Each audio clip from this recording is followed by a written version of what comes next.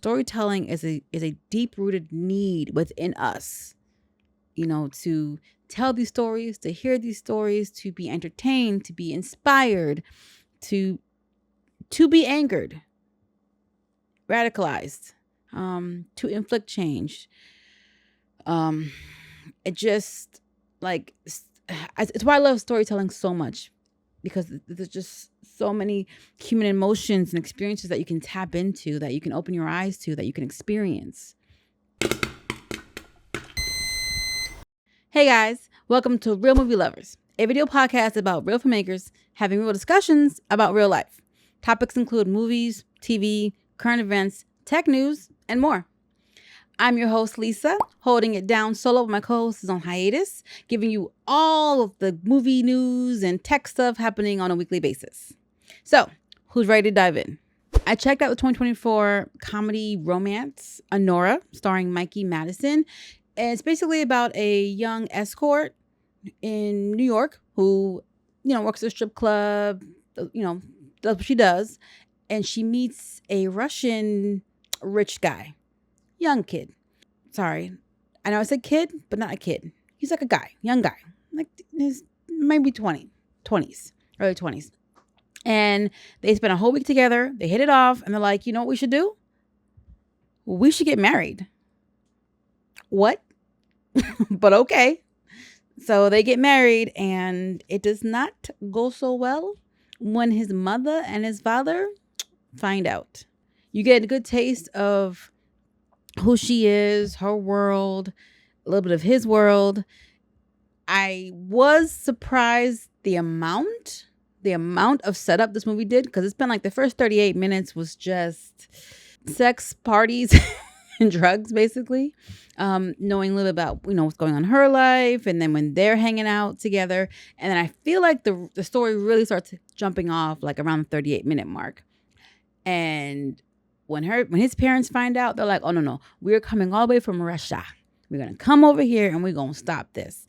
And they send like their fetchmen to go and stop the noise. He runs away and they are looking for him. He literally leaves her because he's so scared of his parents. He's like, I'm dipping. And he like goes missing in New York. And so the fetchmen, another henchman, but I call him the fetchman, grab her, scoop her up and have her like help them search for him. Because they're like, listen, this marriage is getting annulled. Okay? It's not happening. So come on, baby girl. Where is he at? How do we find him? So it's mostly like, it feels like a 3-part movie. Like the first part is the whole setup. And then the second part is when ish hits the fan, right? And they're chasing and searching and looking for him. And the third part is, well, I don't want to give anything away, but let's just say that maybe this is how Pretty Woman should have ended. I love Pretty Woman. I'm just saying. I had a deep dive discussion about this movie with my special guest, Hannah, all the way from the UK, on my Hot Take Live Instagram show that I do like practically every week. We talk about a movie with a special guest and we break it down. I always upload the recaps here, so feel free to check it out. It was a great conversation and a lot of insights into the movie and the characters and the story. First up, let's talk about Disney, because guess what? They're being sued for billions over Moana 2. Do tell. What are we talking about? What's going on? So apparently, Disney has been hit with a copyright lawsuit alleging that the popular Moana franchise was lifted from a decades-old screenplay without the writer's consent. And now the writer is suing for $10 billion in a new copyright claim. So an animator is suing Disney for allegedly stealing his idea for Moana. The animator, Buck Woodall, his suit alleges that they stole many elements of his animated film project. His is called Bucky, a fraudulent enterprise that encompassed the theft, misappropriation, and extensive exploitation of Woodall's copyrighted materials. That's what the claims are listed as. So this animated feature that Buck created, called Bucky, which features a main character who encounters a tattooed demigod with a giant hook and a giant creature that's concealed within a mountain. That is definitely feeling a little Moana-ish. It's giving. It's giving allegedly stealing. Okay. So now, at the time, Marchik, who is now DreamWorks Animation's head of development for features, he asked for materials like production. So I guess Woodall was sharing details of his project with Marchik all the way back in 2003. So now he is accusing Marchik of using legal loopholes to pass on his materials to Disney. Oh my goodness. And he claims that he had a copyright protection for his Bucky materials back in 2004. And the copyright was updated to 2014. Wow. So check it out. Both of these movies are set in an ancient Polynesian village and follow teens who attempt to save their land and meet ancient spirits who manifest as animals. This is really sounding a lot like very similar. So the rooster and the pig companions, a quest to break a curse, as well as a whirlpool that leads to a portal. All of it comes from Bucky's screenplay. I mean, the screenplay Bucky. Wow. Now, here's the thing. I know some of you guys are like, all right, we're on Moana 2. And you just now saying this? Just now? But Woodall had previously tried to sue Disney over Moana. However, a U.S. District Judge Consuelo Marshall ruled in November of last year that he had tried to sue too late over the 2016 film, according to the Hollywood Reporter. Which I'm trying to figure out how that could have happened, because Moana wasn't no small film. It was pretty successful. It was like everywhere. I mean, he definitely heard about it, knew about it. Maybe it just took him that long to get his materials. Maybe he didn't believe he had a case and somebody convinced him that he has enough evidence. By the time he went and took it to court, they were like, it's too late. Now, with the recent release of Moana 2, which has already grossed $989.8 million worldwide, almost $1 billion. Woodall is taking further legal action and is seeking damages worth 2.5% of the gross revenue of Moana, which is equivalent to $10 billion. I mean, I knew Moana was successful. Okay, don't get me wrong. I knew it was a successful movie. I did not realize it had reached that pinnacle of success. And he is seeking an order banning further infringement of his copyrights. So if he's successful, no Moana 3, I'm guessing. Disney previously claimed that no one involved in Moana's development had seen the animator's materials. Okay, Disney. Sure. The first Moana film was released in 2016 and was an instant hit. Yeah, an instant hit. And last month, it was reported that 8 years after its release, the movie has become the most streamed movie of the past 5 years. Now, I'm not sure if they're talking specifically about Disney or overall, because that is wild. Moana has been viewed for a total of more than 1 billion hours, which amounts to one person sitting through the movie 775 million times. Or as the Wall Street Journal put it, watching Moana for 150,000 years straight. Now, that is quite a sentence. That is quite a sentence. I don't have the specifics. I can only go off what the article is telling me. But based on what the article is saying, I mean, I would love to actually get my hands on the original screenplay for Bucky. I may try to see if I can find it and read it and see how similar or dissimilar it is, because now I'm very interested. in this. And if you guys recall, this is not like the first time Disney's been accused of lifting content. Remember with Lion King? It was rumored that they had lifted the idea from the 1960s Japanese anime Kimba the White Lion. And for a second there, I was like, wait a minute.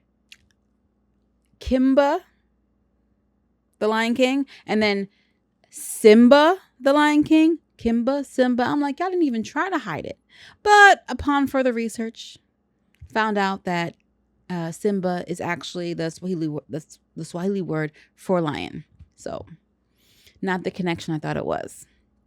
And then Kimba, the story behind Kimba is it's a white lion, a son of a great Caesar, the white lion, king of the jungle. He has a goal that all jungle animals should live in peace.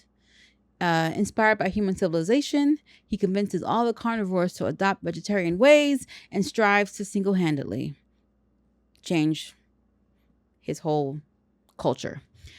So I don't see a lot of similarities with that in The Lion King, other than the fact that when Simba ran away and he was taken in by Timon and Pumbaa, he ended up going vegetarian to survive, but he was not trying to convince his tribe to go to vegetarian. And it was never brought up again. Yeah, so obviously Kimba the White Lion probably inspired the Lion King, but as far as like, stealing a lot of the story or the inspiration, I don't really see it in comparison what Kimba is about and what the Lion King with Simba is about. So it's and the Lion King follows more of the Hamlet, Shakespearean play, story beats, especially considering the vengeful, angry uncle, the killing of the brother, all those kind of fun things. All that to say that over on here, according to this article, the similarities of the story of Bucky and Moana are much more in line. And there might actually be a case here for copyright infringement. We will see if our man Buck Woodall gets his just desserts, revenge, whatever, justice, all the things. Wait, have you guys seen Moana 2? I have not seen it yet, but I heard that it's not as good as the first one, which it's whenever you have a really good first movie, it's very difficult to come up and come up with a sequel that even matches it. I can, off top of my head, sequels that have either been better than the first one or on the same level. Terminator 2, of course, Avi. Shrek 2. I think Shrek 2 did a good job of that. Puss in Boots: Last Wish. Yeah, I'm going to put it out there. I will get back to you on, you know what? Inside Out 2. I don't know if I'd call it better than the first one, but it's definitely on par. Despicable Me 2. Yeah. That was good. That's all I can think of right now off the top of my head. Do you guys have any that you know of where the sequel was just as good or better than the first one? Let me know. Drop your comments. Let's talk about it. Let's see. Let's discuss. What did I miss? Who did I miss? Ocean's 11. I can't count that one because Ocean's 12 was not as good as Ocean's 11 at all. I've only seen it once because that's how much I didn't like it. But Ocean's 13? I've seen that more often than I've seen Ocean's 11. And I love both of them. But that's the third movie, not the second. So we'll see. Hey guys, I wanted to take a quick moment to ask you if you like what's happening, you like what you're hearing, you like the content from me. If you could just hit the like button. See how I did that? Like. Subscribe, the notification bell so that you can be up to date on all that's going on the channel. And if you're looking to dive deeper and get more from me, check out my Patreon, NXG Global Productions, where I do deeper dives and I release exclusive content, behind the scenes, updates, writing tips, all the good stuff. I'm also going to be teaching an Intro to Screenwriting online course on March the 1st. We are going to be talking about characters, story, dialogue, building scenes. This is for new writers, budding writers, people interested in writing, people who have already been writing, people who need a refresher. This class is going to cover everything. You don't want to miss out. All the details about the class are going to be in the captions in the comments. Plug over. Next story. Colman Domingo's powerful A24 drama will be the first film released in theaters and prisons at the same time. Let's talk about it. So this, his critically acclaimed movie, Sing Sing, that's making history for doing this because it's never been done before, is based on the real-life rehabilitation through the arts RTA program Sing Sing that centers on a group of incarcerated men involved in the creation of theatrical stage shows at the Sing Sing maximum security prison. The movie stars Domingo and Paul Ricci, and most of the supporting cast is rounded out by many real-life formerly incarcerated men who were themselves alumni of the RTA. Wow, that is amazing. I didn't even know the history behind this. I only just heard about this movie recently. I'm so out of the loop. So, according to the Hollywood Reporter, Sing Sing will return to 500 theaters this upcoming weekend. So by the time this episode drops, it should be in theaters. And will be the first movie to be simultaneously available to nearly 1 million incarcerated people across the U.S. Sing Sing will play in correctional facilities and inside 46 states, including California, New York, and Texas. Wow. Now, one of the alumni, one of the actors in the movie, John Adrian Velasquez, also known as JJ. First of all, he earned critical rave reviews for his performance. And he said himself, "My journey through education and the arts gave me hope during my wrongful conviction, restoring my faith in humanity, sparking a culture of redemption during my incarceration. By providing access to the movie Sing Sing, we can transform lives in ways beyond our imagination." That is some very strong messaging there. That is so important. Storytelling has an incredible way of sparking hope and building connections even in the toughest circumstances. I concur. Storytelling is a deep-rooted need within us, to tell these stories, to hear these stories, to be entertained, to be inspired, to be angered, radicalized, to inflict change. It's why I love storytelling so much, because there's just so many human emotions and experiences that you can tap into, that you can open your eyes to, that you can experience. It had opened in limited release on July of last year before expanding into a wide release that August. It has grossed $3.1 million and is one of the most critically acclaimed movies of the year. And it has a 97% on Rotten Tomatoes and was named one of the top 10 films of 2024. Now, you guys know how I feel about Rotten Tomatoes. They're unreliable and I don't trust them.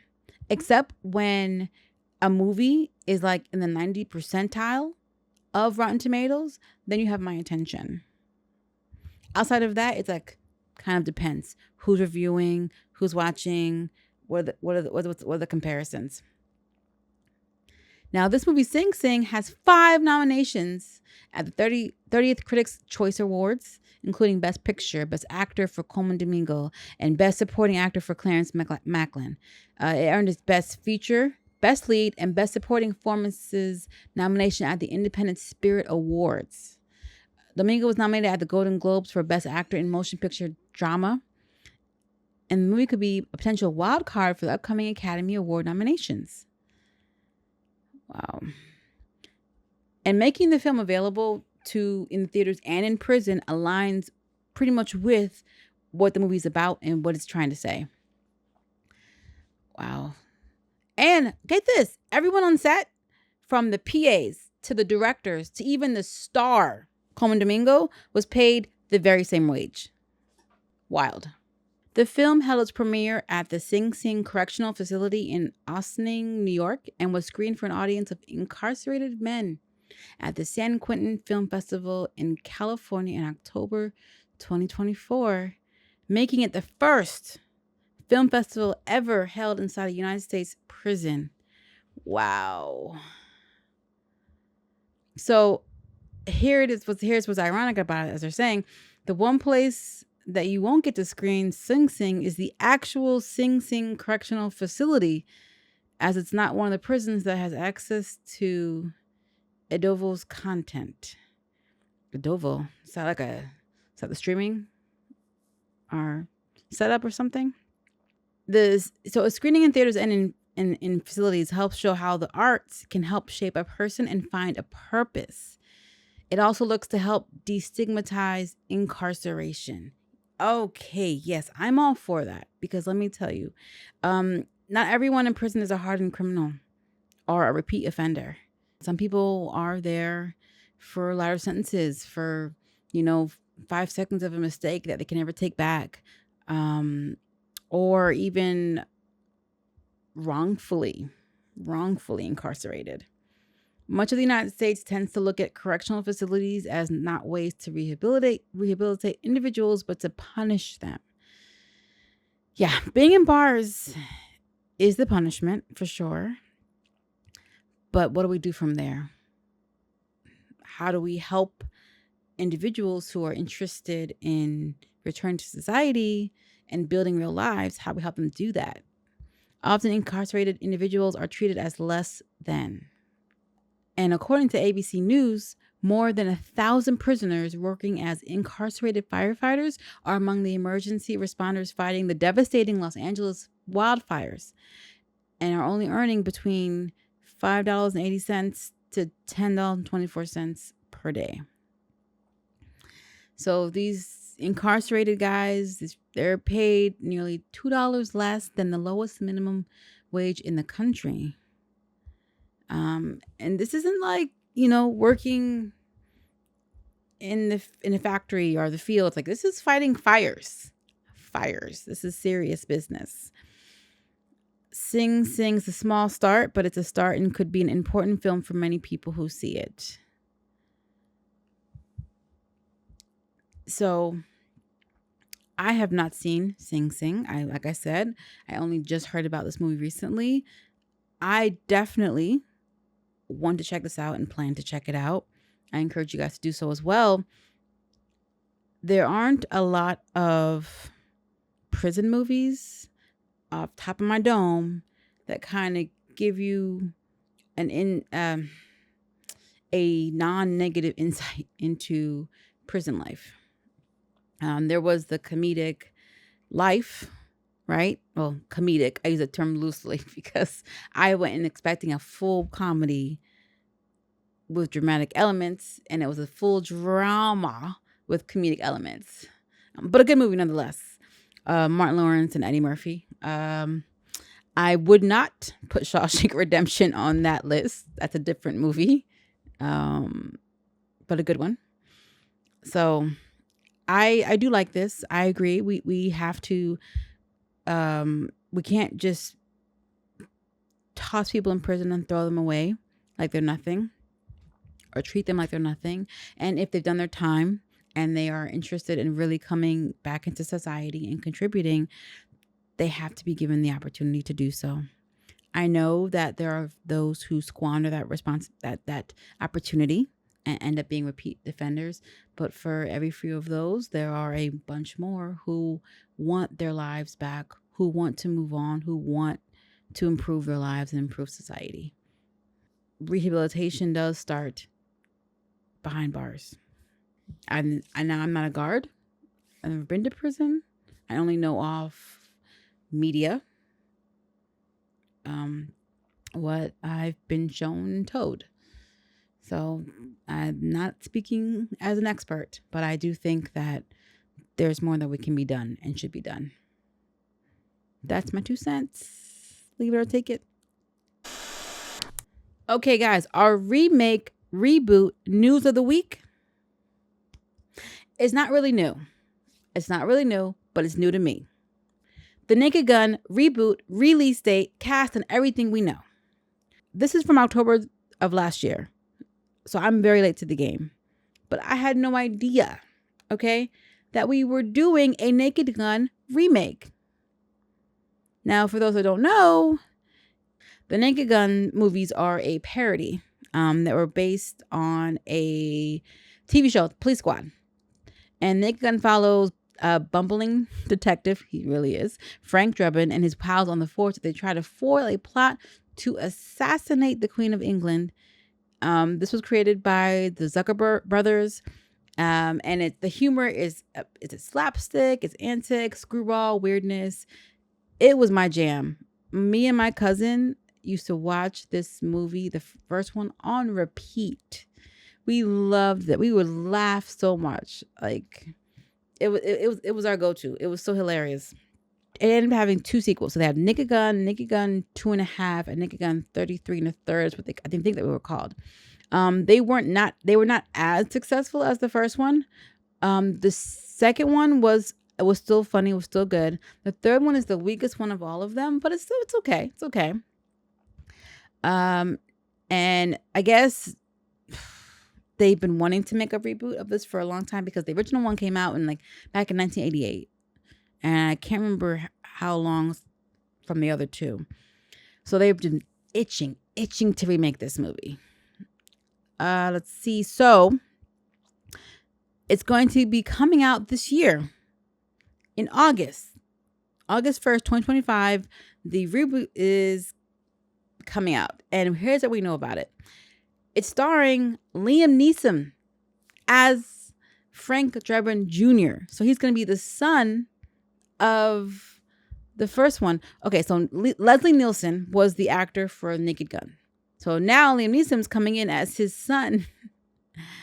Oh my goodness. Okay, this could work out because Liam Neeson is very much a straight man. You know what I mean? Like what I mean is serious.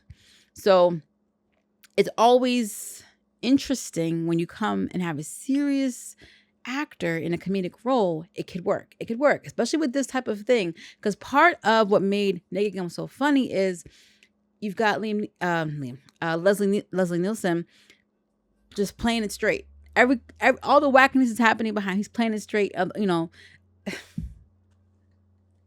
Like the deadpan deliveries, that's what made it so funny. And Pamela Anderson's gonna be in this. Oh, so we don't even know what role she's got. Okay, so there's not even a sequel. Okay, I'm sorry, a trailer. So there's no trailer right now. It's releasing in August. There's got to be a trailer dropping soon, right? Are they in post-production? Are they filming it right now? Now the other thing is because of the when they're starting this reboot, a lot of the main actors have passed away, like Leslie Nielsen and George Kennedy, and O.J. Simpson. Although I don't know how that would have worked out because he was definitely a key member of the original series. But it doesn't matter now because he's passed away, so he wouldn't have been able to make a cameo. So there's not many original actors left of the series that can make cameos. Priscilla Presley, she's still alive, so she could reprise her role as Jane Spencer. I mean, technically she would be Liam Neeson's mom, right? Frank Drebin Jr. This is old enough that I'm willing to definitely give it an opportunity and a chance to usher in a new genre. No, a new generation of people to love the Naked Gun series. And maybe just how they do the comedy and the delivery, like maybe it really works. I'd like to see how they do it. I'm very much on board and interested in this reboot. Am I alone, or are you guys also like, this could be it? We could see this happening. This could be us. We could do this. We could do this. I don't know why I'm trying to do this. I don't know why I'm doing that. But the whole point is, yes, this is a reboot that I can get behind. Outside of Predator, maybe Commando, and a few other ones, I'm kind of down for a good number of reboots from the 80s. It's been long enough. I kind of want to see what we're doing with them. It's just I don't want everything coming out to be a reboot and a sequel. I'm just saying. All right. That's the reboot news for this week. What do you guys think? Yay or nay? You in? You out? Blah, blah, blah, blah. Okay. Let me know in the comments. And have you seen this? Am I aging myself by talking about Naked Gun? Have some of you never even heard of this series? It's a good series. It's fun. It's definitely fun. Well, at least the first one. If nothing else, watch the first one. The first one is the best, obviously. Are there any reboots or remakes that you guys are looking forward to? Any ones that are tickling your fancy? Let me know. Okay, for our current event this week, Starbucks ends its open door policies. So what does that look like? Starbucks doesn't want to be America's public bathroom anymore. That's a statement that I did not expect to be saying right now. That's interesting. It's an interesting way of putting it. Starbucks is scrapping a policy that had let anyone hang out at its cafes or use the restrooms without making a purchase. I did not know that they offered this. The new rules are part of a larger effort to improve Starbucks' cafe experience and deter homeless people and non-paying customers who have come to use Starbucks solely for shelter and bathroom access. Interesting. So, let's see who we have going on here. The new Code of Conduct announces to stores Monday that their strategy is to lure back customers, boost sagging sales, and improve worker relations. It applies to all locations in North America, not just New York, because this article is from New York CNN, but it applies all across the board. The changes are a practical step that help us prioritize our paying customers who want to sit and enjoy our cafes or need to use the restroom during their visit. Fair enough. Other changes include a ban on panhandling, discrimination, consuming outside alcohol, and vaping. Oof. Is it me or is vaping the new smoking? Okay, so a ban on panhandling. Okay, so I didn't even know they allowed that either. Just selling goods on the side. Discrimination, okay. And consuming outside alcohol. People were bringing alcohol into Starbucks? Starbucks is also trying to incentivize customers to stay in its cafes instead of ordering to go by giving perks for in-store orders. Beginning January 27th, all customers can get one free hot or iced coffee refill served in its ceramic mugs or reusable glasses. That'll do it. Reusable mugs. So Starbucks' move is a reversal of its on and off relationship offering bathroom access to the general public. Limiting restroom access comes at a time when many U.S. cities and suburbs lack adequate public access to them. That has left private companies like Starbucks, McDonald's, and other chains to fill the void. Yeah, there should, as risky as it is, putting it out there, but there should definitely be more public access to restrooms because everyone pees and poops. Everyone.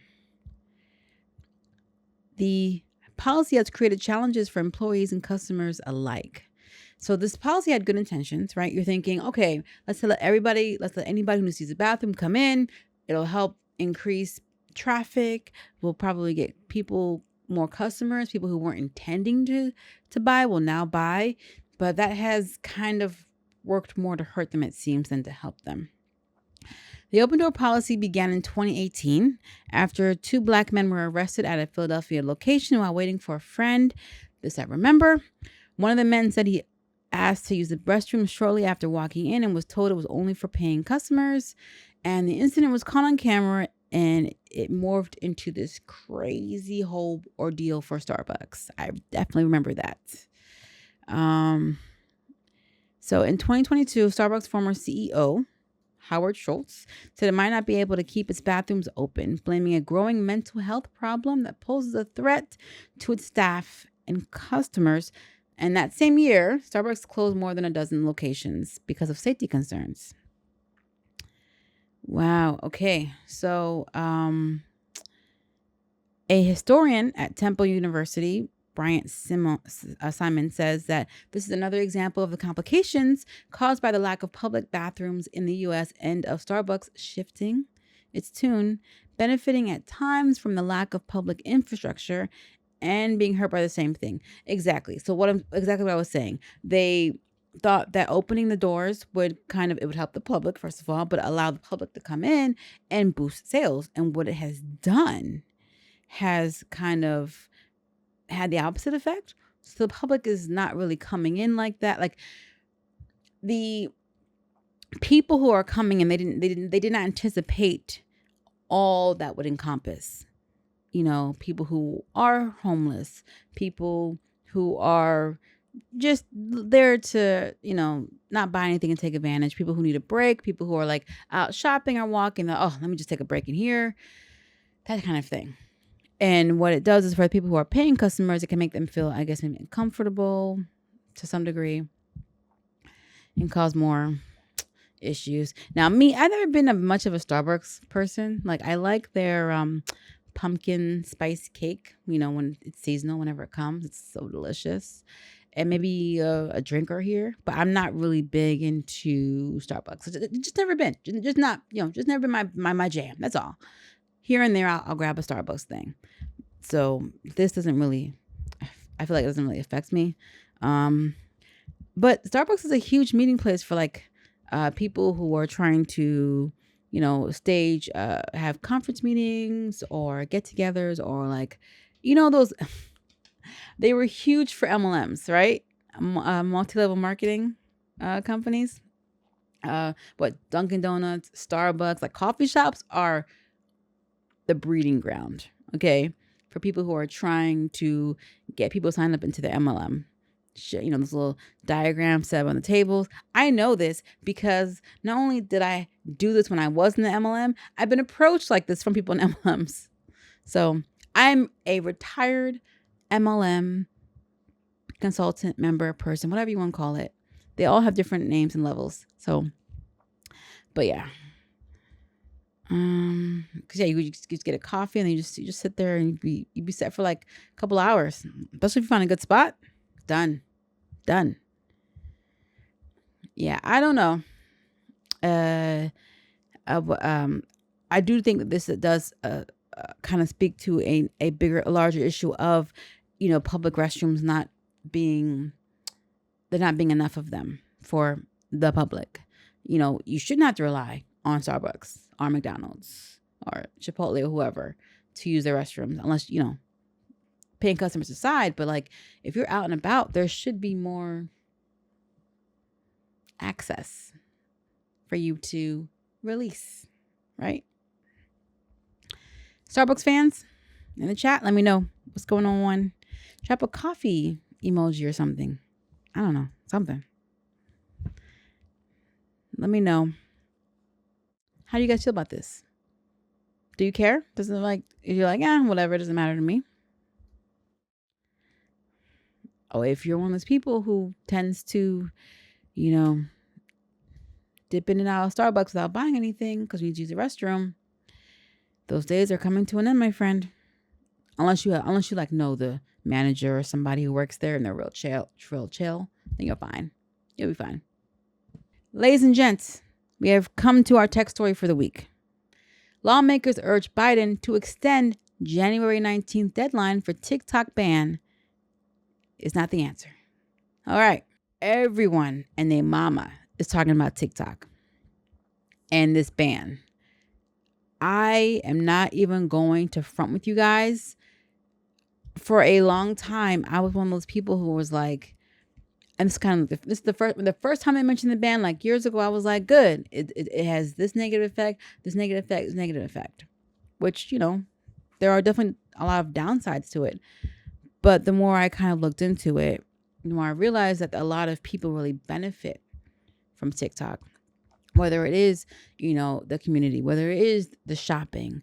A lot of small businesses rely on TikTok. We're not talking about like, people tend to look down on the word influencers and, they're just, young or spoiled and everything, but they don't make up the majority of who's using these apps.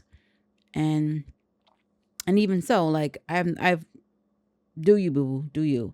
But the small businesses that require this to kind of get their name out there and to flourish, this is serious business for them. And also the amount of information, whether however you may feel about it, the amount of information and coverage of real events that are happening that are not restricted by our media sites, our media channels choosing what takes precedent over what's important to report to. On TikTok, you can find out anything. So I have come to have a respectable understanding of the importance of TikTok.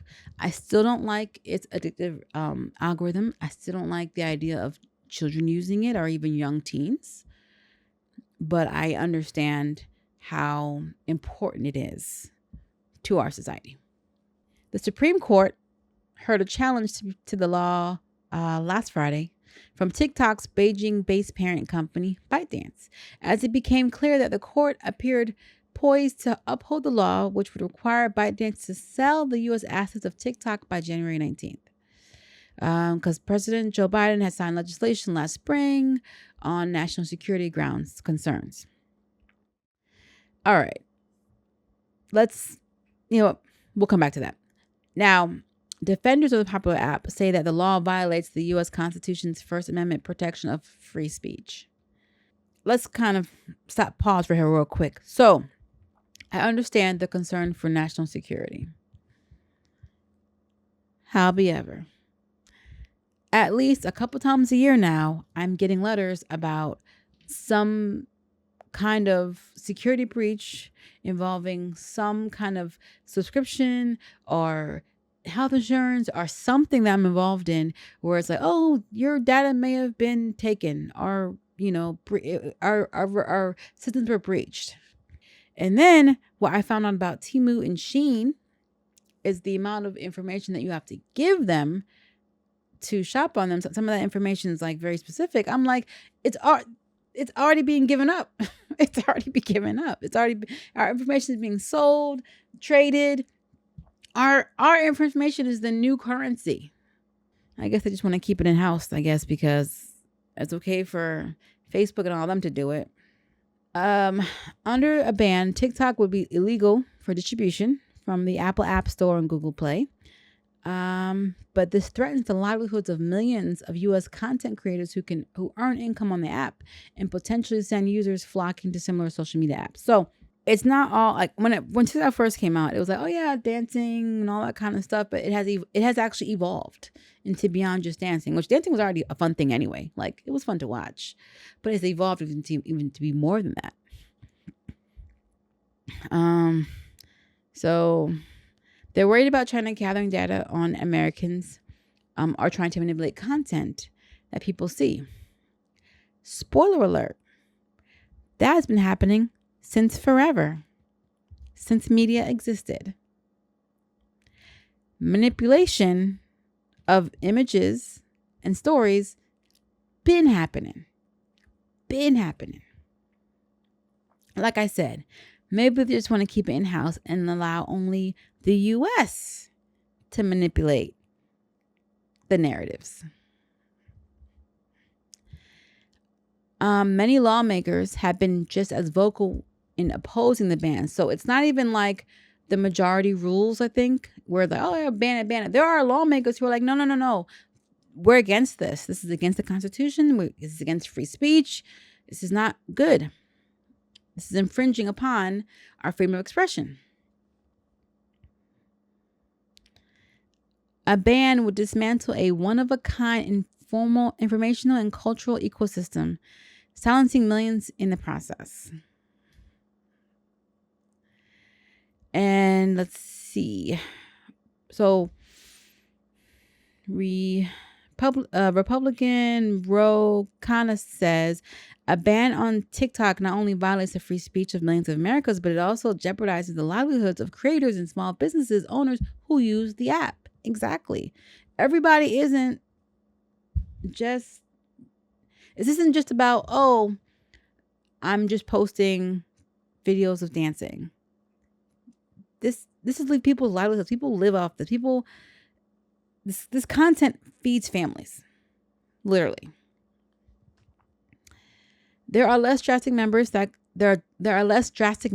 could effectively address data security issues without infringing on constitutional rights. Bada bing, bada boom. Now, the interesting thing is that Project Liberty, an organization led by billionaire Frank McCourt, announced last week that it, which I guess maybe 2 weeks ago now, that it made a formal offer to ByteDance to buy the U.S. assets of TikTok. And Shark Tank host and investor Kevin O'Leary announced that he was joining Project Liberty on the purchase plan. I don't know at what stage it's at the time of this recording. It's still up in the air, but we are about, well, again, at the time of this recording, we are 4 days away, probably 2 days away now. So I don't know if by the time I upload this, if some change has happened, some great turning of the tide. So the Supreme Court heard arguments for 2.5 hours last Friday over whether TikTok can be banned in the United States. By the end, justices appeared ready to allow the U.S. government to force TikTok's Chinese parent company to sell the company or go dark.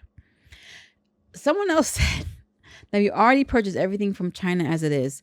So I think that there definitely needs to be, I'd like to bring back more factory in-house stuff. And this is just a slight, this is just a little pivot, still within the same framework of what we're talking about, but a little pivot. I don't appreciate how crappy everything is made now. It is so annoying. Things break down. Nothing's built to last anymore. Unless it's like, I'm an 80s baby, so I recall very much how things used to be last, how great things used to run and work, and even if they broke, how easy it was for the normal consumer to fix it or find a local shop to get it fixed for a minimum amount. Okay, I know. I'm whining, I'm complaining. Yes, I'm at that age now. I'm going to whine, I'm going to complain and talk about the good old days. But that aside, I don't think that banning TikTok is the move. I don't think it is. So even President-elect Donald Trump has urged the court to delay the deadline to give his administration time after taking office, which is hilarious because y'all remember when he was like, "Nah, let's dead this app, done. Let's get rid of this app." Now he's switched up. He's a businessman, so I wonder if that has something to do with it. Like maybe there's benefits that his camp is receiving or something. Now, one of the people who wanted to get rid of it wants to help save it. So he was asking for like an extension to like wait until his office he comes in to kind of see if there's a way to coordinate it. But I don't know if the Supreme Court is waiting around for that. Now, if the ban takes place on the 19th and jumps off, you will still be able to use the app, but you won't be able to like update it. And, over time, it'll just probably degrade itself. And the website will become unavailable. So if there's anything that you guys have on there, which I know that there's a few things that I have that are saved, you might want to go ahead and jump on that now. There's a bunch of there's other apps and elements that I've seen a couple creators putting out there telling you how to save your content from TikTok or content that you have saved that you've liked other creators made. I should probably look into that because I'm not big into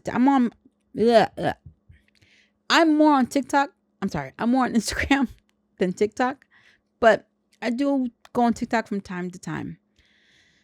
So I have saved a few videos here and there that I've enjoyed, and I'd like to keep those. So we'll see. Now, people have been moving over to Red Note which I think is the actual Chinese version of TikTok. It's not run quite the same as the version that we are currently using. They're a little bit more constricted there in what you can say and what you can put out there. I've heard a couple people already have like not banned, but suspensions for either posting a picture that was too much, or saying something. I don't plan to go over to Red Note. I like every time I'm like, okay, fine, I'll do the app. You guys change the app. I'm like, okay, TikTok, I'll go on TikTok. And now it's like, no, it's going away. Oh, well, that's that. And if they ban TikTok and people have already started merging over to Red Note and they decide to do Red Note, are they then going to ban Red Note? Maybe. Possibly. You guys let me know what you guys think about this. I have seen a lot of videos of people like, saying their goodbyes to TikTok. So I think it's sad because of what it means for businesses, especially during a time where the economy is in a flux, is the best way that I could put it. So we will see what happens. Hopefully there can be a compromise somewhere, because you think about this, if an American company purchased it, what are the chances of them not touching it, like not making any edits to it? And will this force people to go back to Meta? I mean, I already use Instagram. I'm already on Instagram. I never left Instagram, but will it force people to go back there? Or are they going to try to like make Red Note happen, make Lemon 8 happen, which I just created an account in Lemon 8. I just did that. So, all right, you guys let me know how we feeling. Leave a comment. Let's talk about it. Let's grieve together or celebrate. I know some people are excited about it going away. I just want to find a happy medium where it's not as controlling and addictive for people. All right. Okay, guys. That's it for the show. Thank you for joining me this week. I appreciate you guys so much. And I look forward to seeing you guys again soon. January is my birthday month. Woohoo! So I will be celebrating. All right. See you guys next week. Bye.